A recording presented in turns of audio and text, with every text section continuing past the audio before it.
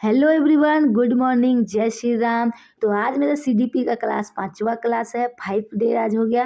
मैंने already 4 class upload कर चुकी हूँ। आप एक बार ज़रूर देखें। अगर कुछ सुझाव देना होगा तो कमेंट में ज़रूर दें। तो आज हम पढ़ेंगे आनुवंशिकता, वंशानुगत और वातावरण। तो हेरिडिटी, जब अनुवांशिक गुण आँख, कान, नाक, रंग, चिंतन, लंबाई, वृद्धि, बुद्धि आदि एक पीढ़ी से दूसरी पीढ़ी में ट्रांसफर होते हैं, उसे अनुवांशिकता या वंशानुगत कहते हैं। इन्वायरमेंट, इसके अभिप्राय है कि हमारे चारों तरफ एक माहौल जैसे घर, स्कूल, परिवार, भोजन, पड़ोस आदि से मिलते हैं। मानव विकास का दोनों महत्वपूर्ण योगदान है। मानव विकास में दोनों महत्वपूर्ण योगदान है। देखिए, जब भी बच्चा चाहे कोई भी जन्म लेता है तो वो जो अपने माँ बाप से जो गुण होते हैं, जो नहीं कहता है लोग, इसकी आँख इसके पापा पर गए, इसके नाक इसकी माँ पे गए, इसके रंग इसके नाना पर गए हैं, तो ये सब हो गया, ये आनुवंशिकता हो गए। और इसमें अगर जो बच्चे अपने इन्वायरमेंट से कुछ सीखते हैं, जैसे घर से अगर घर के लोग अच्छा व्यवहार करते हैं तो देखिएगा बच्चा भी अच्छा व्यवहार कर रहे। एक दो थोड़ा निकल जाता है वो बात अलग है। स्कूल में जाता है और स्कूल की जैसी इन्वायरमेंट रहती है वैसे ही वो सीखता है, क्योंकि मनुष्य एक सामाजिक प्राणी है और समाज के द्वारा ही कुछ ना कुछ वो सीखते रहता है। ठीक है, उसी तरह मानव विकास के दोनों महत्वपूर्ण है। विकास, देखिए ये सेक्स डिटर्मिनेशन के बारे में बताया है। हमारे शरीर में 2 तरह के सेक्स क्रोमोसोम पाए जाते हैं, एक्स और वाई। टोटल क्रोमोसोम कितने होते हैं? 46 होते हैं, यानी 23 जोड़े, जो कि पुरुष में एक्स वाई रहते हैं और महिला में एक्स रहता है। जब एक्स मिलते हैं तो बेटी होती है और एक्स वाई मिलता है तो बेटा होता है। ये कुछ में साइंस के पार्ट है जो हम आपको बता दिए। महत्वपूर्ण सिद्धांत, प्रत्यागमन सिद्धांत, विपरीत गुणों का उत्पन्न होना, यानी तेज बुद्धि वाले माँ बाप के कम बुद्धि के बच्चे को होना या कम बुद्धि वाले को तेज बुद्धि के बच्चे होना, ये हो गया प्रत्यागमन का सिद्धांत।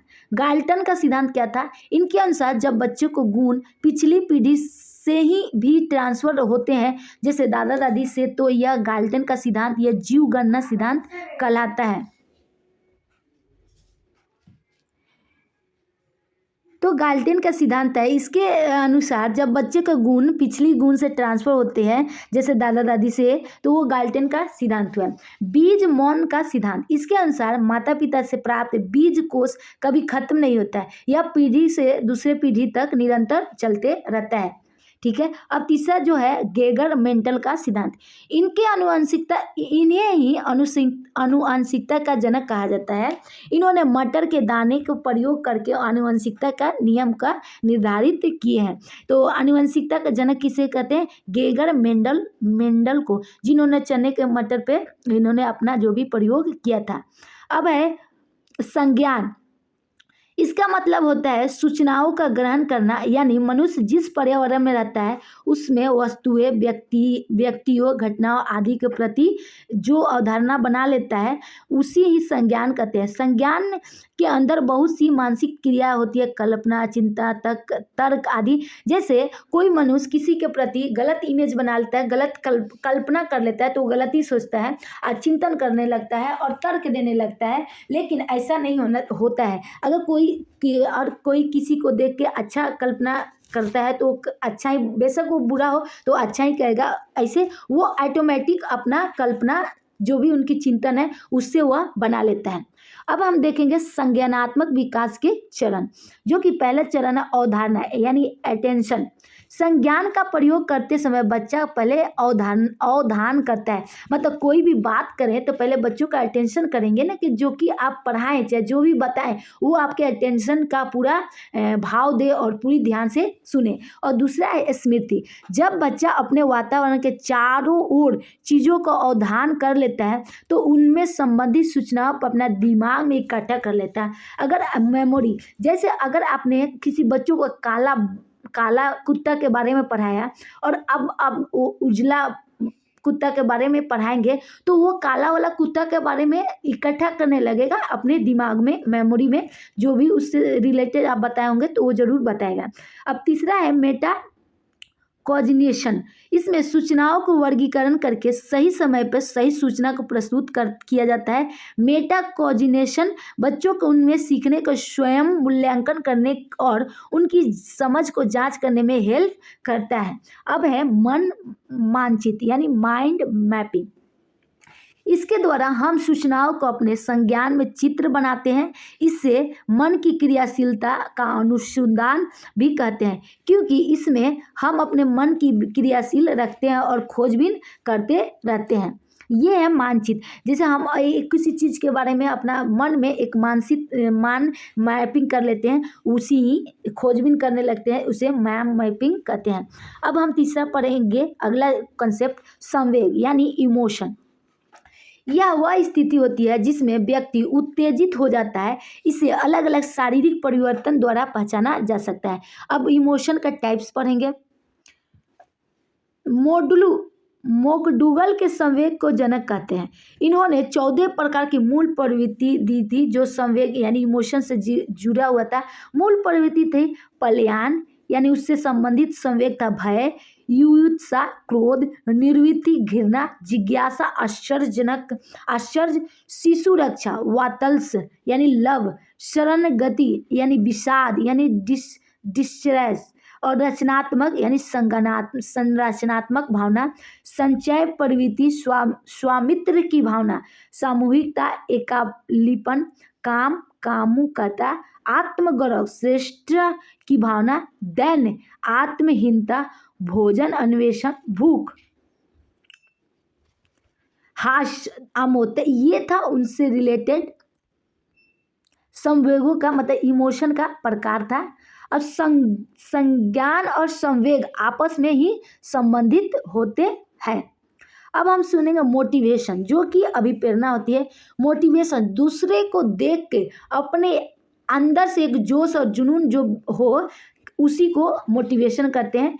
मोटिवेशन का अभिप्रेरणा एक ऐसी आंतरिक शक्ति या बल या जोश जुनून होता है जो व्यक्ति के लक्ष्य की ओर ले जाता है या अग्रसर करता है। जैसे पेपर पास करने के लिए बच्चों को जो शक्ति लगाते हैं, जैसे कोई बड़ा आदमी बन जाता है तो उसको फोटो देख के बहुत लोग मोटिवेट होते हैं और वो चीज़ पाने की पूरा अपना लक्ष्य लगा लेते हैं और वो उनको करने में मज़ा आने लगता है। अब हम जो मोटिवेशनल है वो 2 प्रकार की होती है, एक आंतरिक अभिक्रिया, एक बाह्य। इंटरनली मोटिवेशन उसे कहते हैं जब कोई व्यक्ति किसी काम करने के लिए आंतरिक रूप से अभिप्रेरित होता है तो आंतरिक अभिप्रेरणा कहती है।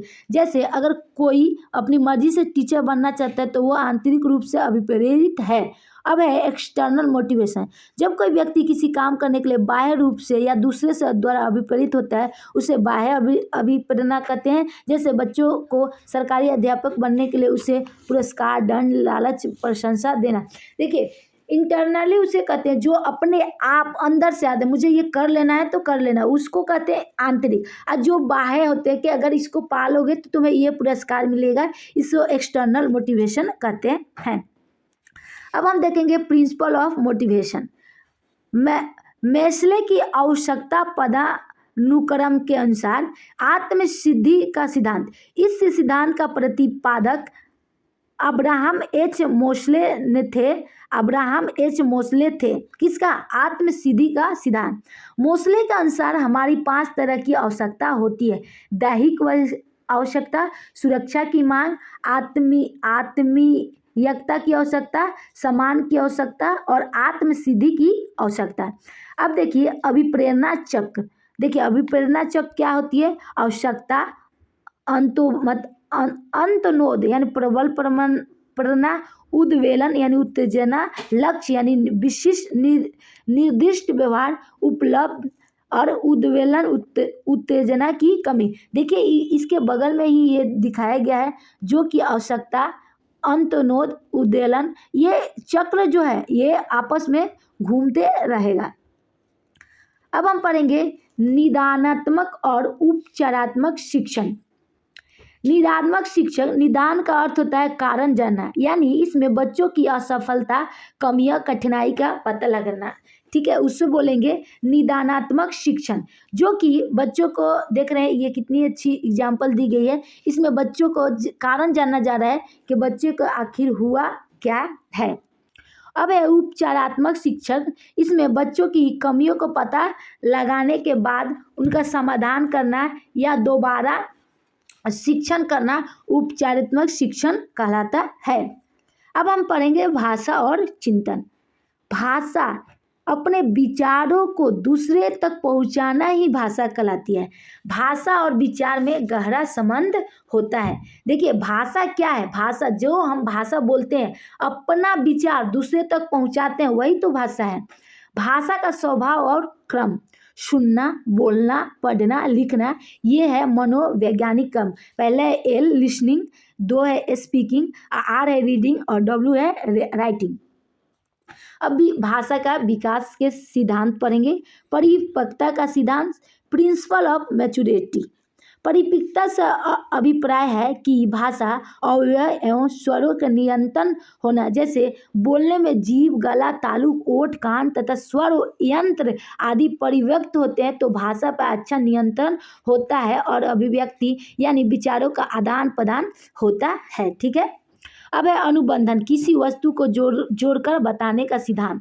शैशवावस्था में बच्चों को शब्दों की जानकारी मूर्त वस्तुएं से जोड़कर दी जाती है। यदि बच्चों को किसी चीज़ या वस्तु की दिखाया है तो बच्चा जल्दी सीख जाता है। इसका मतलब ये है कि जो छोटा बच्चा होता है उसको कोई चीज़ पढ़ा रहे हैं और उससे जुड़ी हुई, जैसे एप्पल मतलब सेब पढ़ाएं, अगर हम एप्पल का चित्र दिखा देंगे तो बच्चा वो ज़्यादा ध्यान में रखेगा। बी से बॉल हो गया, बॉल का चित्र, बॉल दिखा दें तो वो ज़्यादा दिन तक वो याद रखेगा। ये है अनुबंधन। अब तीसरा अनुकरण यानी नकल करना सिद्धांत। मनोवैज्ञानिक के अनुसार बालक अपने परिवारजनों और साथियों को भाषा का अनुकरण करके सीखते हैं। ये सभी जानते हैं कि जो बच्चा होता है वो परिवार समाज से ही सीखता है, जो कि हम जैसे जैसे बोलते हैं। अगर बच्चा जन्म लिया है और धीरे धीरे बढ़ रहा है, अगर उसको पानी को हम पानी नहीं बोलेंगे तो वो नहीं सीखेगा। हम लोग को देख देख के वो सीखता है। हम खुद सिखाते हैं, इसको पानी बोलो तो पानी बोलता है, बाथरूम जाने के लिए बोलता है तो हम खुद सिखाते हैं। उसी तरह ये क्या हो, अनुकरण का सिद्धांत हो गया। अब हम तीसरा सीखेंगे, अगला कंसेप्ट है चिंतन के बारे में। चिंतन किसी भी समस्या का समाधान करने में हमारा मन में जो विचार उत्पन्न होता है उसे विचार करते हैं। अगर हमारा किसी समस्या आ गया, उसके सुलझाना है तो उसको हम कैसे सुलझाएंगे, तो पहले मन में विचार उत्पन्न करेंगे और उसके बाद उसके बारे में जानेंगे। तो चिंतन का आरंभ समस्या उत्पन्न होने पर होता है तथा समस्या समाधान होने तक चलता है। अगर चिंतन हम कब शुरू करते हैं, अगर कोई प्रॉब्लम आ जाती है तो उस प्रॉब्लम का इतना चिंतन करते हैं कि वो प्रॉब्लम छोटी और चिंतन हमारी बड़ी हो जाती है, और वो चिंतन तब तक चलती है जब तक कि वो समस्या खत्म नहीं हो जाती है। अब देखिए चिंतन के भी प्रकार होते हैं। चिंतन के 2 प्रकार यहाँ है, स्वलीन चिंतन यानी स्वयं में लीन रहना, और यह है यथायथ चिंतन। यह चिंतन वास्तविक से संबंधित होता है, और यह है स्वलीन चिंतन जो ऐसी कल्पना करना जिसमें कोई वास्तविक स्वरूप ना हो। देखिए चिंतन भी अलग अलग ढंग की होती है। ये स्वलीन चिंतन ये है कि मतलब उसमें कल्पना रहेगा, उससे वास्तविक से कुछ लेना ही देना नहीं है, बस उसमें कल्पना रहेगा, नई नई चीज़ें रहेगी जो कि वैसा हुआ ही नहीं रहेगा। अब दूसरा है अभिसारी चिंतन। इसमें समस्या एक ही बिंदु पर केंद्रित होती है और समस्या का समाधान भी एक होता है। जैसे भारत की राजधानी दिल्ली। देखिए अभिसारी चिंतन मतलब समस्या भी एक और समाधान भी एक। जैसे भारत की राजधानी दिल्ली है, उसी तरह समस्या क्या हुआ, एक हुआ, और समाधान भी क्या हुआ, एक हुआ। जैसे एप्पल मतलब हम जानते हैं सेव ही होता है तो सेव ही होगा। बिहार की राजधानी पटना है तो पटना ही होगा। समस्या भी एक, समाधान भी एक। इसके द्वारा खोजा हुआ समाधान अंत होता है, मतलब इसका द्वारा समाधान जो भी खोजे वो लास्ट ही होता है, एक बार खोजा बात खत्म। अब दूसरा अभिसारी चिंतन, इसमें समस्या एक होगा और समस्या एक ही बिंदु होगा, केंद्रित होगा। इसका समस्या का समाधान क्या होगा, वो कई प्रकार का होगा। जैसे दिल्ली का विशेषता, मतलब दिल्ली के बारे में बताओ तो आप दिल्ली के बारे में बताएंगे तो आपने देखा अभिसारी चिंतन मतलब समस्या एक, समाधान भी एक। अपसारी चिंतन मतलब समस्या एक ही लेकिन समाधान क्या, 10। इसके द्वारा खोजा हुआ समाधान मुक्त अंत तक होता है। जैसे अगर किसी को बीमारी होता है, कितने सारे डॉक्टर का अच्छे डॉक्टर बताने लगे, इसके पास इसके पास इसके पास इसके पास, तो क्या हुआ, समस्या तो एक है, समाधान कितना है, बहुत सारा है। और उसके बाद है आलोचनात्मक चिंतन यानी क्रिटिकल चिंतन। गुण और दोष को देखते हुए किसी बात को स्वीकार करना आलोचनात्मक चिंतन कहलाता है। अब चिंतन का सामान्य प्रकार है प्रत्याक्षात्मक चिंतन। जो चीजें दिखाई देती है उनके बारे में चिंतन करना प्रत्याक्षात्मक चिंतन कहलाता है। यह चिंतन निम्न स्तर पर होता है। प्रत्याक्षात्मक चिंतन, जो चीजें दिखाई नहीं देती है उनके बारे में विचार करना प्रत्यात्मक चिंतन कहलाता है। काल्पनिक चिंतन, पूर्व अनुभवों के आधार पे जो हम कल्पना करते हैं उससे काल्पनिक चिंतन करते हैं। तार्किक चिंतन, लॉजिकल, किसी चीज या वस्तु के बारे में तर्क करना, विचार करना तार्किक चिंतन के अंतर्गत आता है। यह चिंतन सर्वोत्तम होता है। अब है जेंडर। यह एक सामाजिक संरचना है जो समाज द्वारा निर्धारित होता है। जेंडर बायस यानी लैंगिक पूर्वाग्रह, इसमें मेल और फीमेल में अंतर किया जाता है। जैसे स्कूल कंपटीशन में बॉय और गर्ल को प्राथमिकता देती है। जेंडर बायस मतलब होता है पूर्वाग्रह, इसमें मेल और फीमेल की बहुत अंतर किया जाता है। अगर कुछ क्रिकेट खेलने की बात होगी वहाँ लड़कों की बात होगी, और जहाँ गुड़िया से खेलने की बात होगी तो वहाँ लड़की की होगी। ये क्या है, एक जेंडर बायस है। एक टीचर को हमेशा दोनों, एक जो टीचर होते हैं उन्हें दोनों को बराबर मानना चाहिए। लड़का लड़की में पहले तो अंतर ही नहीं मानना चाहिए। जेंडर लैंगिक रूढ़िवादिता, जो चीज़ें तथ्य पहले चलती आ रही है उसका मानना जेंडर स्टेरियोटाइप्स कहते हैं। जैसे महिला घर का काम करती है और पुरुष बाहर का, ऐसा नहीं होना चाहिए। अगर लड़की घर का काम करती है तो लड़की बाहर का भी काम करती है। लड़का अगर बाहर का काम करता है तो लड़का को घर का भी काम करना चाहिए। ये जेंडर रूढ़िवादिता के बारे में बताता है। अब शिक्षा का अधिकार आरटीआई 2009 के बारे में पढ़ेंगे कि हमारे संविधान में इसकी क्या क्या मतलब बातें बताई गई है। तो शिक्षा का अधिकार 2009 वर्ष 2002 में संविधान के 86वें संविधान संशोधन द्वारा अनुच्छेद 21A के भाग 3 के माध्यम से 6 से 14 वर्ष के सभी बच्चों को मुफ्त और अनिवार्य शिक्षा उपलब्ध कराने के प्रावधान किया गया था। इसमें प्रभावी बनाने के लिए 4 अगस्त 2009 को लोकसभा में यह अधिनियम पारित किया गया है, जो 1 अप्रैल 2010 को पूरे देश में लागू हो गया था। आरटीआई का ऑफिशियल नाम है the right of children to free and compulsory education act 2009, निःशुल्क और अनिवार्य बाल शिक्षा अधिनियम 2009।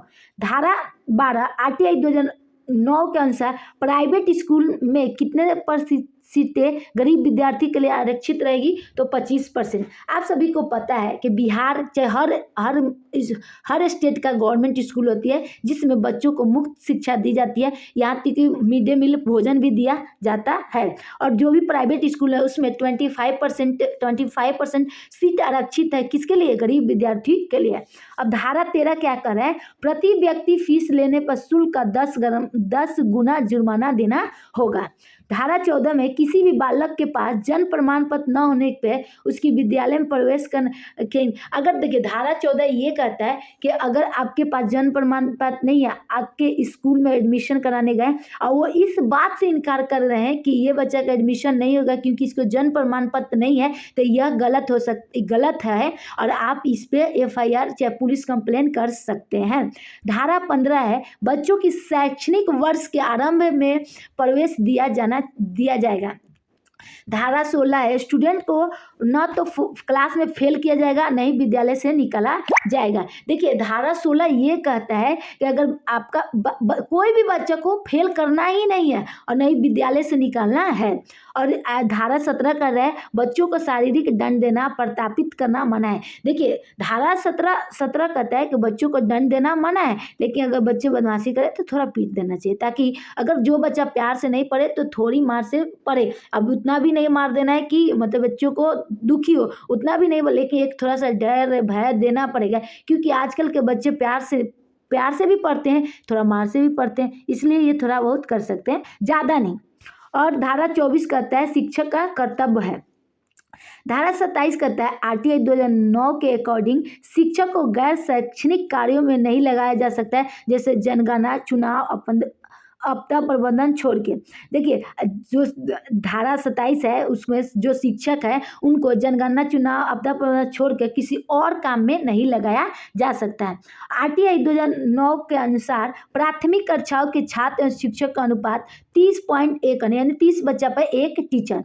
आरटीआई 2009 के अनुसार उच्च विद्यालय में 35 पे 1 और 1 से लेकर 8 तक के सदस्यों की संख्या मतलब 200 से अधिक है तो विद्यालय में शिक्षक के अनुपात 40 पे 1 टीचर होगी। ठीक है। यदि प्राथमिक स्तर में 150 से बच्चे अधिक हो मतलब 150 से अधिक बच्चे हो तो उसके प्रावधान है 1 प्रधानाध्यापक और 5 शिक्षक। अच्छा, अगर 150 से अधिक शिक्षक हैं तो 1 प्रधानाध्यापक रहेंगे और 5 शिक्षक रहेंगे। आरटीआई 2009 के अनुसार शिक्षक के लिए एक सप्ताह में न्यूनतम कितने घंटे के कार्य होते हैं तो 45 घंटे। आरटीई 2009 के अनुसार प्राथमिक स्तर का न्यूनतम शैक्षणिक घंटे का कार्य 800 घंटे 200 दिन। आरटीई 2009 के अनुसार उच्च प्राथमिक स्तर पर न्यूनतम शैक्षणिक घंटे का कार्य होता है 1000 घंटे पर 220 दिन। आरटीई 2009 के अनुसार किस कक्षा तक बालक को निष्कासित नहीं किया जाता है कर सकते हैं तो कक्षा 8 तक। आरटीई के अनुसार कक्षा 1 से 5 तक के बालकों के घर की विद्यालय की दूरी 1 किलोमीटर होनी चाहिए। आरटीई 2009 के अनुसार एसएमसी स्कूल मैनेजमेंट कमेटी के अध्यक्ष होता है अभिभावक। इस अधिनियम के अनुसार स्कूल का विकास के अनुदान का खर्च या उत्तरदायी विद्यालय प्रबंधन समिति का होगा। आरटीई 2009 के अनुसार विशेष आवश्यकताओं वाले बच्चों को किस शिक्षा व्यवस्था के अंतर्गत पढ़ना चाहिए तो समावेशी शिक्षा व्यवस्था।